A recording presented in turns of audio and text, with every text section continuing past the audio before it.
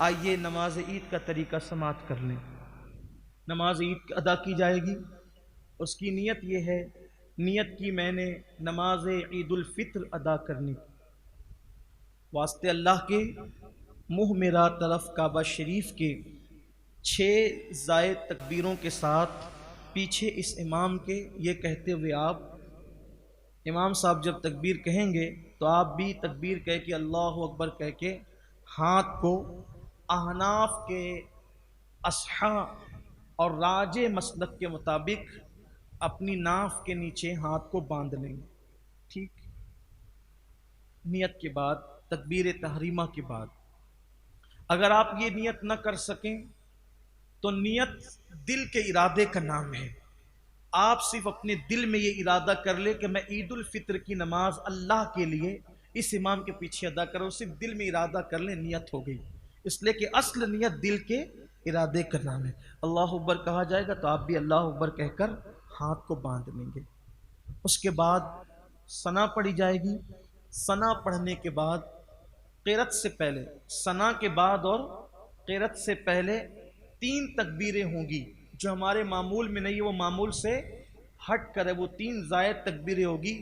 2 تکبیروں پر اللہ اکبر کہتے ہوئے میں ہاتھ چھوڑ دینا ہے، اور تیسری تکبیر پر اللہ اکبر کہتے ہوئے اپنے ناف کے نیچے ہاتھ کو باندھ لینا ہے۔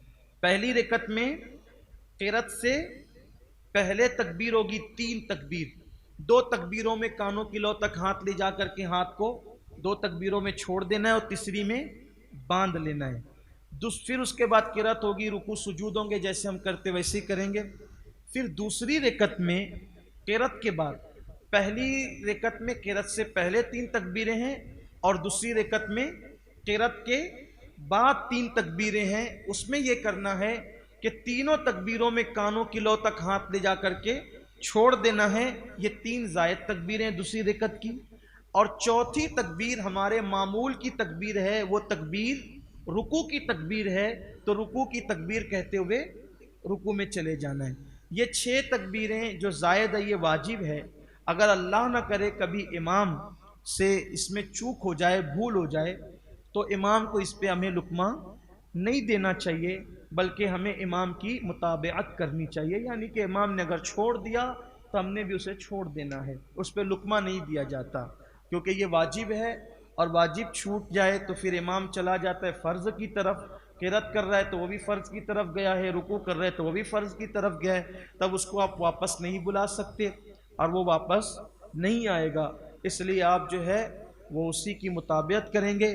البتہ واجب اگر ترک ہو جائے تو سجدہ سہو کرنا لازمی ہوتا ہے، لیکن اس پر مسئلہ یہ ہے کہ عیدین اور جمعہ میں سجدہ سہو بڑی جماعت ہونے کی وجہ سے ساقط ہو جاتا ہے۔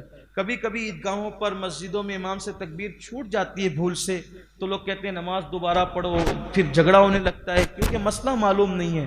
حالانکہ اگر چھوٹ جائے تو نماز ہو جاتی ہے، اس میں کوئی حرج نہیں ہے، لیکن یہ تکبیرات واجب ہے، اس کا خیال کرنا چاہیے۔ آپ سمجھ گئے نماز کا طریقہ؟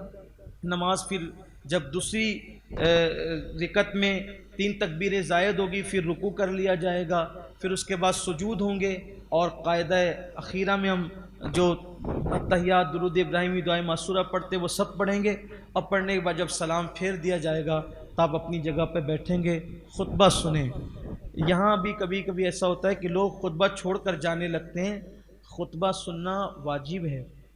آواز خطبے کی آ رہی ہو تو بھی، نہیں آ رہی ہو تو بھی توجہ کے ساتھ سنیں۔ جب خطبہ ہو رہا ہو یا امام کو دیکھیں یا پھر گردن نیچی کر کے بیٹھیں، آپس میں بات کرنا، ادھر ادھر دیکھنا، چٹائی سے کھیلنا، زمین سے کھیلنا، کپڑوں سے کھیلنا، داڑھی سے کھیلنا، یہ سب جائز نہیں ہے۔